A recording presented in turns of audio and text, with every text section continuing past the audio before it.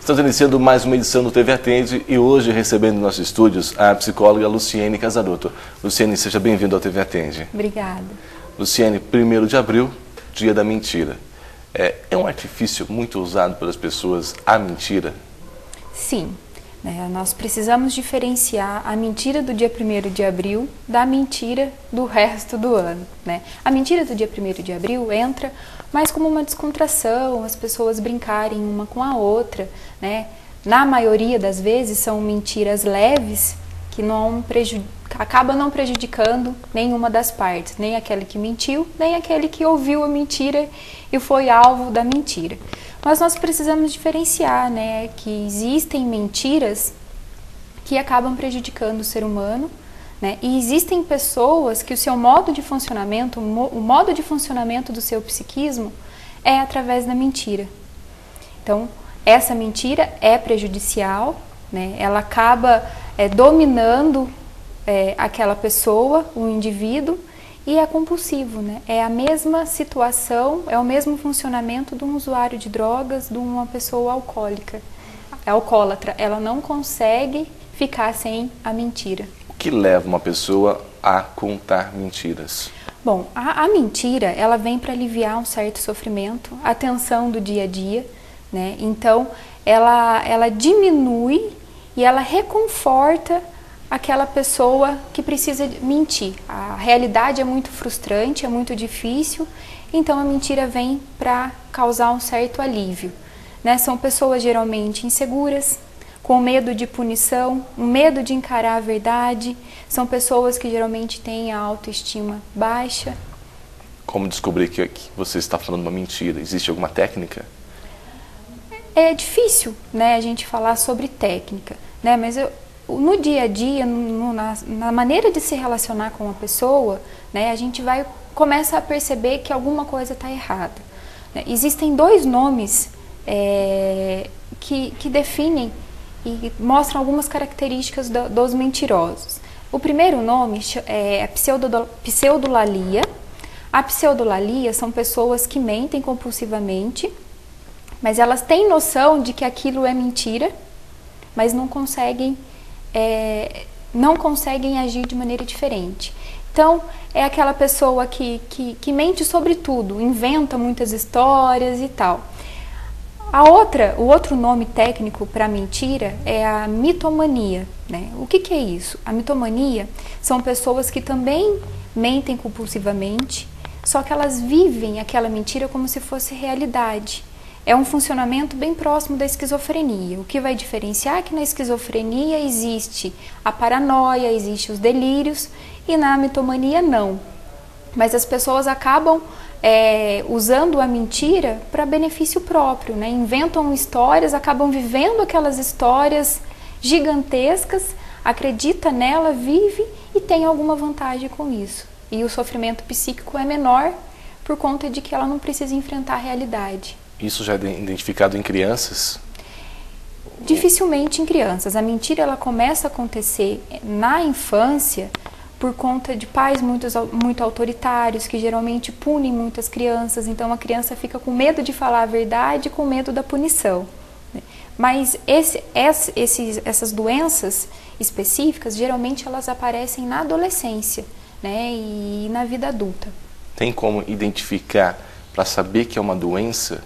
A família identifica isso, professores, as pessoas em volta dela conseguem identificar que isso é uma doença, como você mesmo disse? Sim, conseguem, justamente porque acabam ficando difíceis os relacionamentos.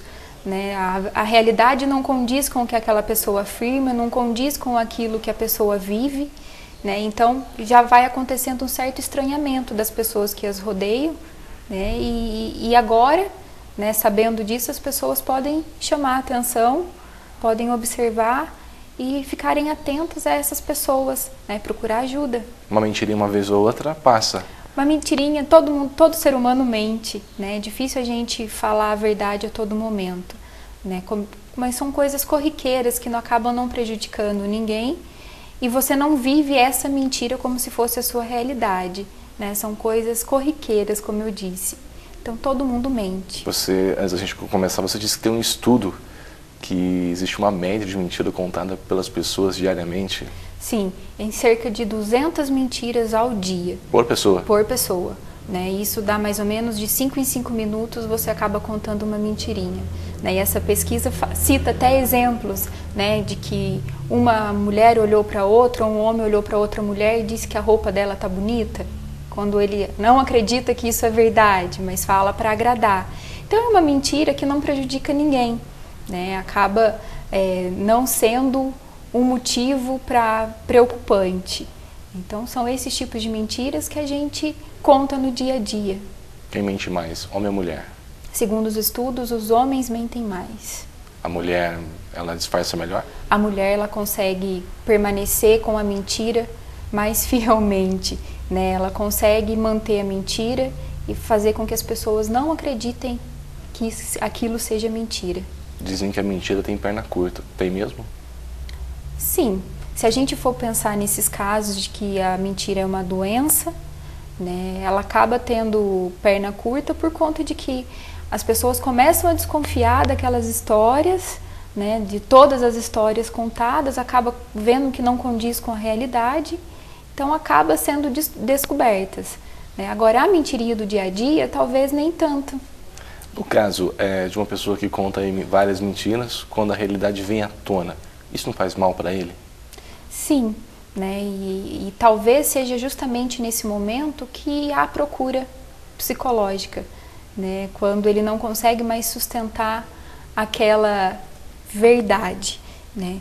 Mas muitos casos eles não acabam não se dando conta de que aquilo é algo talvez perigoso, é algo que causa sofrimento. Geralmente são pessoas insensíveis, amorais, né, que não pensa muito no outro. Ele quer realizar o seu desejo e o desejo depende da mentira. Então, nem sempre ela é vista como algo prejudicial. Como confiar numa pessoa que só conta mentiras? Que jeito que você vai saber que o momento, não, agora ele falou a verdade? Sempre fica aquela dúvida, não tem? Pois é algo difícil de se saber, né? Mas eu acho que a gente precisa pensar principalmente, né, o que faz com que aquela pessoa mente, o para que ela tem mentido tanto e ajudá-la, porque às vezes vai ser necessário falar a verdade e ela não vai ser levada em consideração. Esses são os dois lados da moeda, né? São os dois lados da moeda. Se alguém tiver esse problema em casa, do filho que mente, começou a mentir na adolescência, tem uma idade assim específica, a pessoa até seus 90, 100 anos continua mentindo, isso aumenta, diminui? Ou... Não, conforme a pessoa vai envelhecendo, ela tende a se tornando mais sincera, né? E isso a gente acaba percebendo no nosso dia a dia. Mas a criança, até por volta dos seus 6 anos, ela não costuma mentir tanto, né? Ela começa a mentir a partir do momento que ela começa a entender que pode haver punição, que os pais não vão gostar, por exemplo, da nota que ela tirou na escola. Os pais não vão gostar. Então ela vai lá e mente sobre a nota. Para quê? Para não ter uma punição, né? Quando não permanece o diálogo na família, quando a família é mais distante um dos outros, os seus membros são bem distantes, quando não há diálogo, quando não há conversa e não há ajuda para a criança resolver aquele problema. Então a criança começa a mentir com medo da punição, com medo do que vai acontecer, dos castigos que ela vai ter que enfrentar por conta daquilo. Uma mentira assim que envolve muitas pessoas, que pode ter muitas consequências. Tem como, quando for descoberta, ter um jeito aí de amenizar todo o problema que possa causar ou não? Eu acredito que não, né? Quando é algo muito grande, é algo gigantesco, talvez as consequências, aquele que mentiu que vai acabar sofrendo essas consequências, né? Pelas pessoas não acreditar, ela ser desacreditada pelas pessoas, né? Envolver muitas pessoas em situações negativas, né? E as pessoas vão construindo sonhos, às vezes através daquilo que o outro diz e de repente perceber que é mentira. Há uma frustração muito grande, há uma revolta daqueles que foram envolvidos. Então eu creio que muitas vezes não a solução, né? A solução talvez seja o tratamento. Ou seja, a melhor coisa é encarar a realidade e falar a verdade. Pois é, né? A realidade ela é sofredora, mas é a realidade. Tá certo, Luciane. Agradeço a sua participação. Até a próxima oportunidade. Eu fico à disposição e agradeço também. Conversamos hoje com a psicóloga Luciene Casarotto.